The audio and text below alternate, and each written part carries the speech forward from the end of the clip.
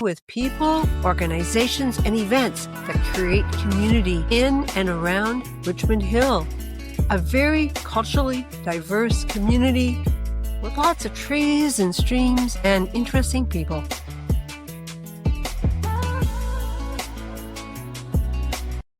For this podcast, I'm speaking with David Kim-Cragg. He is the minister at Richmond Hill's St. Matthew United Church. We're mostly going to talk about Easter today. So welcome. Thank you, Marge. It's a pleasure to be here. Yeah, no, thank you very much. Lots of questions for you. But let's start off. Can you introduce yourself? Tell us your story of becoming part of the ministry, being at St. Matthew's United Church. And I have heard that you venture out of the country frequently. Well, sure. I was born and raised in Sudbury, Ontario, and raised in a family that belonged to the United Church of Canada, and came of age, I guess you'd say. I got what you would call a call, what we call a call in church circles, which is just mainly to say a feeling or a conviction that I should serve the church as a minister. After receiving the call and discerning it with the church, it was decided that, yes, I should pursue that direction. And so I went to school at Emmanuel College in Toronto, and I eventually graduated and was ordained.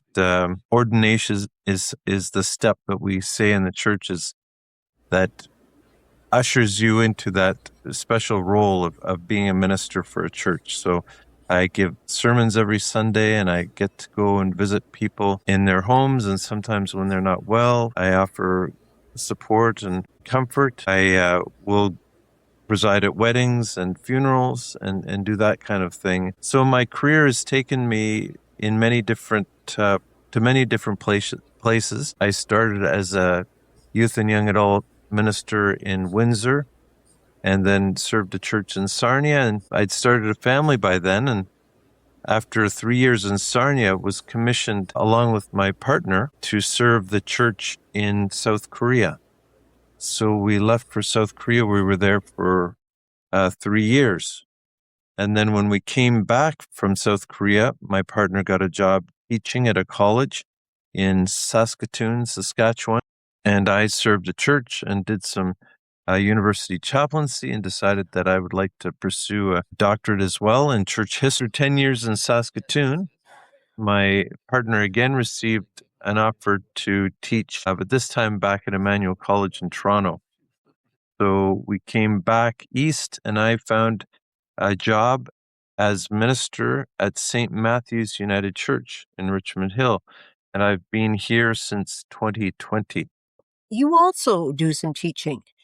Can you tell us about that? I teach at Emmanuel College. I'm an adjunct faculty, which means that I teach from time to time as there is a need. I have taught a number of different courses, but most recently, I have taught a class that organizes a team of students from different religious backgrounds. So Emmanuel College is now an interreligious college. It has a Muslim stream and a Buddhist stream, as well as a Christian stream, and other students there as well. And so I've been in charge of organizing a group and guiding a group and instructing a group that creates interreligious worship experiences, or we call them spiritual gatherings, where we tap into each other's traditions, encourage and connect one another through prayer or song or ritual and so forth. So there's a weekly component of that at Emmanuel, and we're in charge of that and learning very much from each other as we do so. Right now, I'm teaching a course on United Church history, and that is ongoing until April. And I've got a class of about 20 students who are going through to become ministers of the United Church of Canada. I'm teaching them the history of our denomination. Well, that is really quite interesting. I had no idea Emmanuel College had branched out to become more than just offering Christian courses. So that's interesting. I asked you to be part of this podcast to explain Easter. And, I believe that even those who have been to church, self included, may not have a good understanding of this important time for Christians. And then many in our community do come from different faiths. So I thought getting a primer on Easter would be a good idea. So I've got a lot of questions. So I do know that Easter is about the death and resurrection of Jesus. Can you tell us more about this story? Sure. So Jesus is said to have been a fairly young man at the time he started his ministry, about 33 years old. And according to, depending on which accounts you follow in the New Testament, he only ministered from between 3 to 1 year. It was a short ministry, but at the end of his ministry, in which he was reaching out to people who were sick and hungry and trying to give them hope in their situation. They were, at that time, Jesus was a Jew and he was a member of the Israelite nation, the Hebrew nation. At the time, they were under the control of the Roman Empire, and it wasn't going particularly for many of them. There was a Jewish authority, but was more interested in pleasing the Roman governors than it was really looking after the people. There was a lot of poverty and it was tough. So Jesus was trying to give some encouragement at that time, and he was confronting and challenging Roman authority. He was confronting and challenging um, religious authorities who he thought were not doing a very good job. And so by the end of his ministry, he was very unpopular with a number of very powerful people. And he went to Jerusalem to deliver a message to the people about how he thought they should approach their relationship with God and with one another. He went up to Jerusalem. It was a Jewish festival of the Passover. And as I've said, Jesus was a Jew. He was regarded by some as a Jewish teacher or a Jewish prophet, and took his faith very seriously. He knew the Jewish scriptures and was so very much a Jewish man. He went up for the festival of Passover, which is perhaps the most important day in the festival in the Jewish calendar, when Jews remember the liberation that occurred from them. They were slaves in Egypt, and God sent Moses to help them lead them out of slavery. And so the Passover festival remembers that story. So Jesus went up for that festival. And while he was there, he was arrested and crucified, hung on a cross. This wasn't a unique punishment for people who disobeyed the Roman Empire. There were thousands and thousands of people hung on crosses because they defied Roman power. And it was a very gruesome way to die. People were tied or sometimes nailed to a cross, as Jesus was, and they were left to hang there. You didn't die quickly. You died slowly of asphyxiation in the sun, hanging from your wounds, and people would walk by, and often you'd be the source of mockery. It was just a very, very difficult way to die.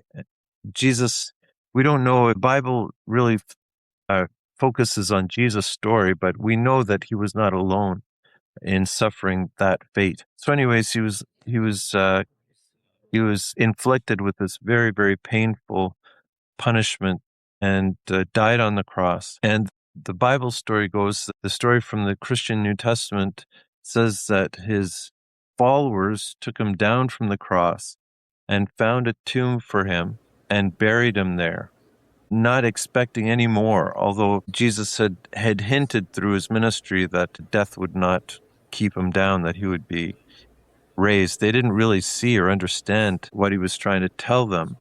So the story goes that a group of women came on Easter, on the Sunday morning, which was the day after the Passover feast, or a couple days, depending on how you calculate it. And they came to the tomb, and the tomb had a big stone in front of it to keep the body safe. But somehow, miraculously, that stone had been rolled away. The women went in and they saw that Jesus was not there, and an angel appeared to them saying that Jesus had risen from the dead. So these women ran and told the other followers of Jesus, who were astonished, and some came to see for themselves. It's recorded that Jesus actually appeared in bodily form to the disciples, to the women, and told them that he had been risen from the dead by the power of God, through God's love, I guess, which was indomitable, and said, look, God's power can't be kept down. Hope can never be snuffed out. Just, have faith in God, have faith in the fact that you've seen me rise from the dead, and carry on your lives in light of that new hope that my resurrection has provided from you. And that is the beginning of the church. So the story of Jesus is really the most important story in the Christian catalog of stories, if you will. Christmas is often celebrated more widely, and is seen maybe as a culturally more important festival in Canada. But for Christians, really, it's Easter. Easter's the big one. And that's the story that lies at the heart of it. Okay. Well, thank you so much for relaying that story. I think it's very good that we hear that. Now, you sort of hinted at this, but there are differences in how Easter is celebrated, and differences within branches or denominations of Christianity. I mean, it is quite complicated to get into the history of Christianity and how it has branched out. As you say, there are different groups of Christians, different traditions of Christians have decided to follow different practices around Easter, including the practice of deciding when Easter is. There are different calendars that one would use depending on which denomination you belong. At its heart, the story is the same, though, and just in pretty much any church that you go to, it's the same story that's used. Okay, let's talk about some of the other celebrations that are part of Easter. Now, a few weeks ago, there was Shrove Tuesday and lots of pancakes, I believe even at St. Matthew's. Can you tell us what that is all about? Sure. So, Shrove Tuesday, Lent. So, we have to back up a little bit. There are different. Okay. I talked about the Christian calendar, which marks the special dates like Christmas and Easter. And within that calendar, there are different seasons. So, in the lead up to Christmas, there's a season called Advent, which helps us Christian community get ready to celebrate Christmas, to look forward to that special day, and so that's part of the calendar. And then Easter is a very joyful celebration, as you can imagine. I mean, it's a celebration of this amazing thing that happened, a very really good news, and so people are very happy on Easter Day. But on the lead up to Lent, Christians practice disciplines of sometimes people will fast. Sometimes people will, I mean, the fast takes many different forms. Many people will give up chocolate. It's a very easy way to have put a little discipline in your life. Give up something that you really like. Some people will give up meat.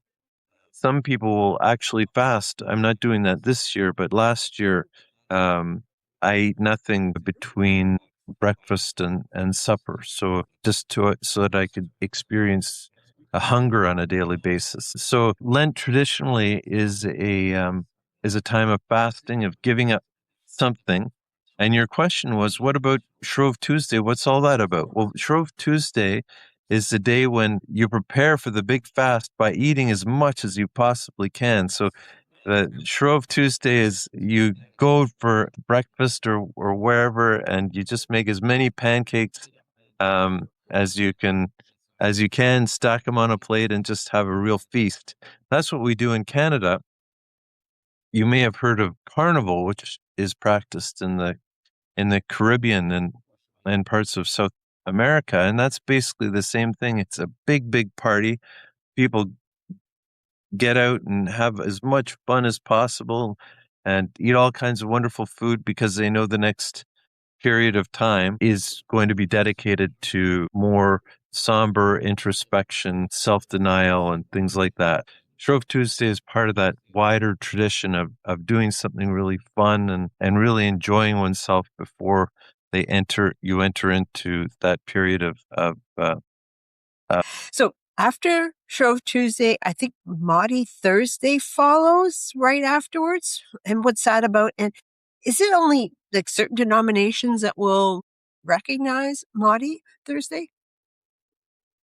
So that's an excellent question. There are a lot of days of the week. So there's Shrove Tuesday, and there's Maundy Thursday, there's Good Friday, there's Palm Sunday, and then there's Easter Monday, which is after Easter Sunday. Anyways, initially you suggested that the Maundy Thursday is immediately following Shrove Tuesday, and that's not actually the case. Okay. The Shrove Tuesday happens at the right before the beginning of Lent. Following Shrove Tuesday is Ash Wednesday. Ash Wednesday is is the first day of Lent, and then you have to go through all the way through Lent, which is 40 days minus Sundays, so it ends up being about 46 days. And as you get to the end of Lent, you have Maundy Thursday, Good Friday, and then Easter Sunday and Monday. And Maundy, the term Maundy is, you think Monday, Thursday is like that's confusing. It's Maundy comes from a Latin word which means commandment.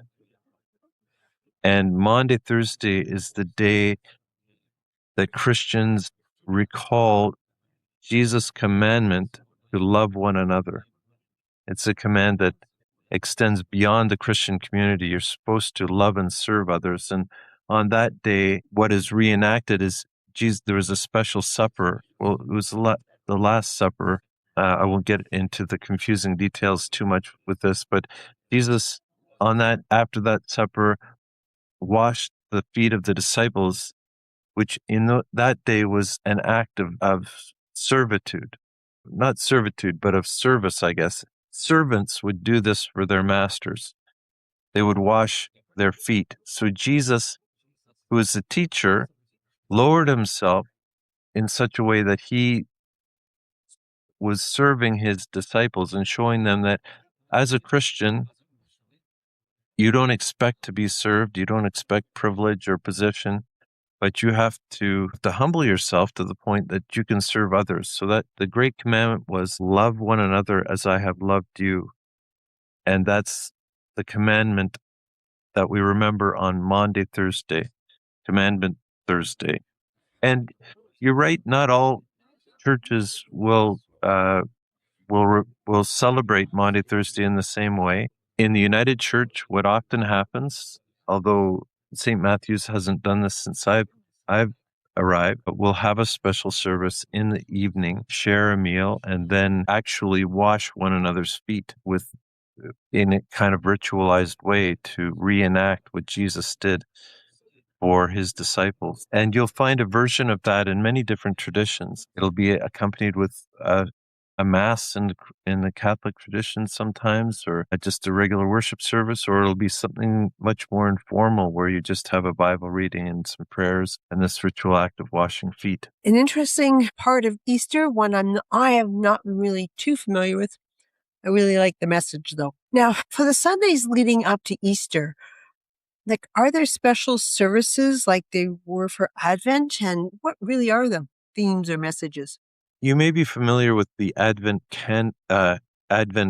wreath, which has 4 calendars marking the different weeks leading up to Christmas, and a new candle is lit every week until you get to the Christ candle in the center. Lent, you will often find the reverse of that. You'll have 7 candles because there's 7 Sundays in the lead up to Easter through Lent, and each Sunday a different candle will be extinguished. So it's a different process signifying something different. And they're not themes in the same way that Advent will have a theme for each week, like hope, peace, joy, and love. But in Lent, often there will be a focus on a specific story in the Bible. So the first week will be a story about Jesus' temptation, and then you'll have a story of difficult situation that Jesus encountered, and it takes you. Lenten Sundays are often reflections on the kinds of hardships that Jesus endured, and the way he came to understand suffering as an important part of his ministry. Not suffering for its own sake, but the fact that in order to be able to proclaim the message that he wanted to proclaim, he would have to go through some very difficult and painful ordeals. And so that would be the overarching theme of Lent. So in different churches, there would be different messages. As a minister, you can choose what you would like to convey that week. That is the case. Ministers have, depending on the denomination, more or less freedom to choose their message. But the United Church, as well as the Presbyterian Church, the Anglican Church, and the Catholic Church, all follow something called the common lectionary. So we all are referred to 4 standard lessons for each week. Very often, you might attend a United Church, or a Catholic church, or an Anglican or Presbyterian church, and perhaps a Baptist church too. And you would attend on that Sunday, no matter which church you went to. You might well hear the same lesson and hear a sermon preached on that same lesson. So there is an attempt in the church, not just the denominations, but the denominations together to work kind of in concert to deliver a similar message, to follow the same script, to be able to share the story kind of with one voice, if you will. Like, is there Easter music? Probably the greatest collection of Christian music focuses on Christmas, but second to that is the Easter tradition of music. And there's some wonderful hymns that are sung quite regularly in many different churches. In the English language hymns, we've got a special collection, you might say, canon of music. And I think this is true of churches who worship in other languages too. Of course, people will often listen to the Messiah, and that's a big one. People listen to it at Christmas too, but it is really the Messiah is a piece by Frederick Handel that tells the whole story of Jesus' life and death and resurrection. So it's a very appropriate piece of music. It's a beautiful piece on its own, but in the religious setting, it carries a lot of power because it tells the story of Jesus' life, death, and resurrection in such a poignant way. Folks who are not familiar with church would not maybe appreciate it if I named off a number of different hymns, but there are a collection of very well-known hymns that we do often sing at Easter time. Okay, so do you know how the Easter bunny and chocolate eggs got to be part of Easter? The date for Easter always falls in the springtime. Yeah. And it is connected to, as I've said before, to the Jewish Passover, which also follows, which also falls at the same time of year, roughly every year. As Christianity moved out into other parts of the world, and particularly Europe, the spring culture, it managed to connect with other faith traditions, other spiritual practices that really emphasized or explored the spiritual significance of that season for rebirth and new growth. The signs of spring that were ubiquitous as Christianity left kind of the area of Israel where people would have known the Passover tradition. People in these other parts would celebrate with eggs or with young animals like bunnies, So that's where the tradition of Easter eggs and bunnies came into effect, and perhaps it has something to do with the fact that many people give up chocolate for Lent. That by the time they get to Easter, they're really ready for some chocolate, and so some very smart entrepreneur probably came up with the idea, hey, we'll use these symbols of eggs and bunnies, we'll make them into chocolate things, and people can go to town when Easter comes. Okay, I like that. Okay, we've talked about Easter, the date for it being different each year. Can you explain why that is? It's always in spring, but it's like sometimes it's March, sometimes it's April.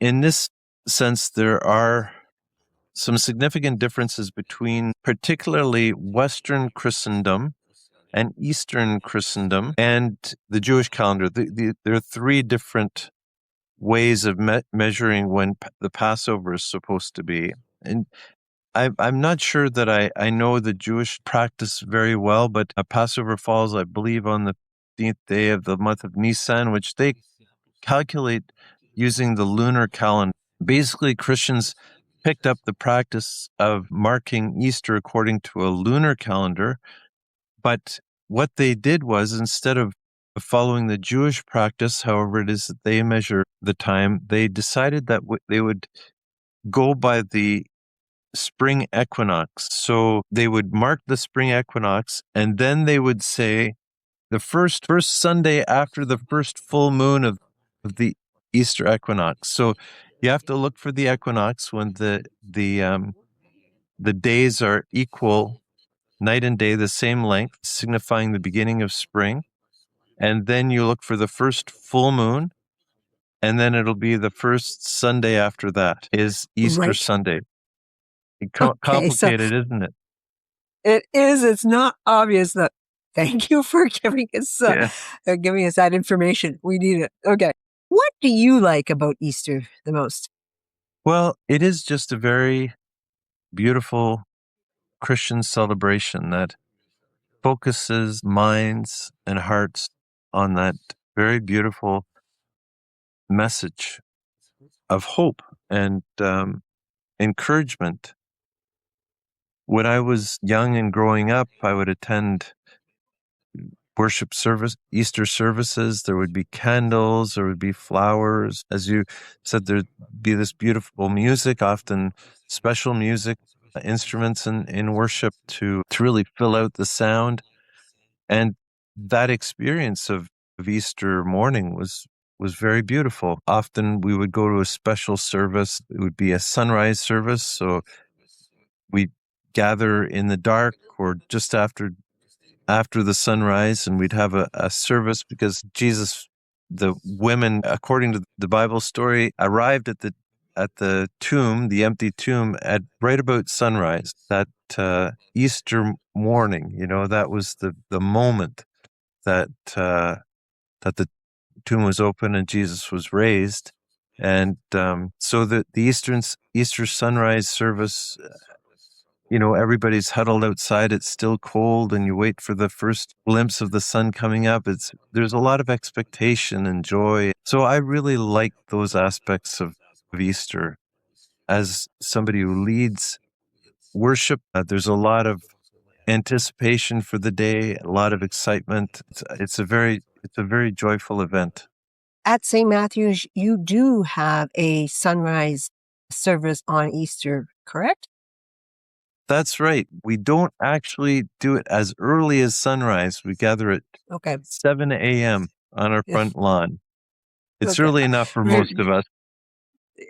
Yes. So thank you. And I might come and join you because I think Oh, it is a wonderful. nice, yeah. Now, you and I had been talking with two local Iranian people who I believe both teach at Toronto universities. And we had wanted to organize something to explain the conflict that's happening in the Middle East. And we wanted to explain it particularly to non-Iranians. And then the war broke out and we've sort of put that on hold. Is there a message that you will be including in your sermons about the conflict? And I'm thinking of how your Christianity really did start in the Middle East. That's right. The Middle East has been the scene of a lot of violence and conflict lately, and it's been very hard. Violence often polarizes people, and when people start shooting and bombing other people, then it becomes very difficult to have conversations towards finding common ground, understanding, reconciliation, forgiveness, new direction, new possibilities, and all this is lost in the midst of violence.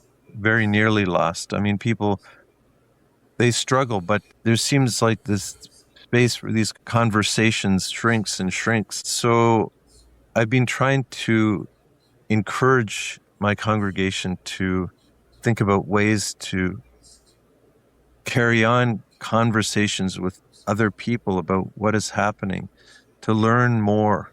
And we have a member of the Iranian diaspora in our congregation. We've got more than one, but one came to church the other Sunday very, very distraught about what was happening. It was following demonstrations in the streets in Iran, and the government had cracked down, and thousands and thousands had been murdered. We know the number could be anywhere from 9 to 30,000. And so the church on that morning gave him an opportunity to express his feelings about that.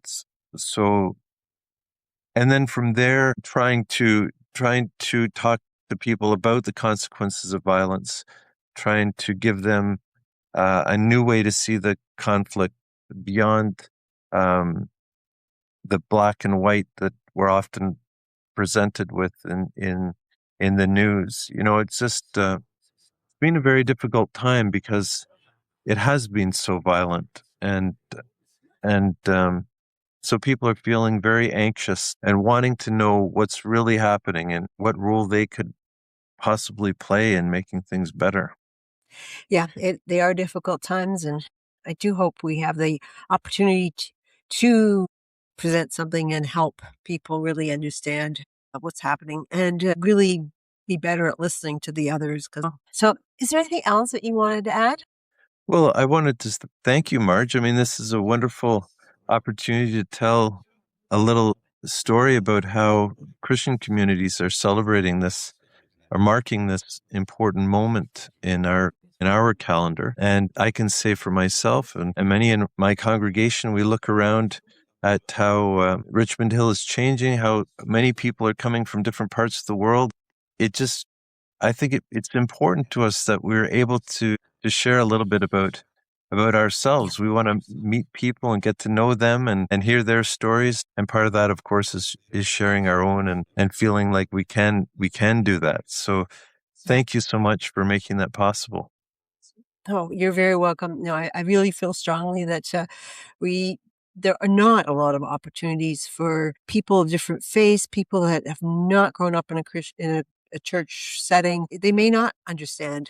They may not know what's Easter all about. I think you've done a great job of telling us. So thank you for that. Now, I do end podcasts asking the same question of all guests.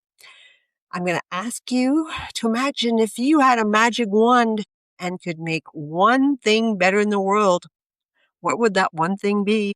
Well, I was thinking about this, Marge, and so I thought, if I could wave a wand and help people and make people feel invigorated and joyful every time they went for a walk instead of drove their cars, I would do that. But then I thought to myself, I don't have to do that because all people have to do is give it a try and it'll happen.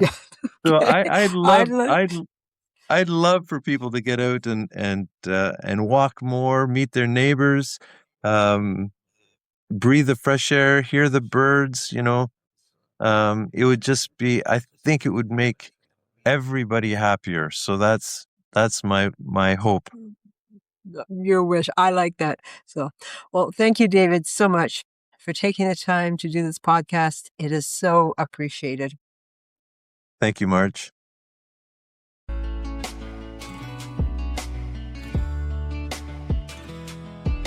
Thank you for listening. I would appreciate you sharing this podcast. Consider emailing me at Marge, M-A-R-J, at margeandre.com. I would welcome suggestions for podcast guests. Let's stay connected.